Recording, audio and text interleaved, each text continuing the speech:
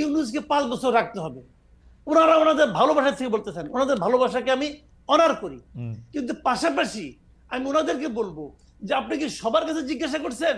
না। সবার মতামত দিচ্ছেন না। সবার মতামত যখন নিতে পারবেন সেটাকে আমি ডেমোক্রেসি বলতে পারবো। Absolutely. তারা আপনি আজকে ইউনূসকে বলবেন, আমি একটা কথা বলে শেষ করি, হ্যাঁ। আজকে আপনি ইউনূসকে ভালো বলতেছেন, আচ্ছা কালকে যদি ইউনূস মারা যায় তখন আপনি কি করবেন? তখন আপনি আরেকজন ইউনূসকে কোথায় পাবেন? পাবেন তো না।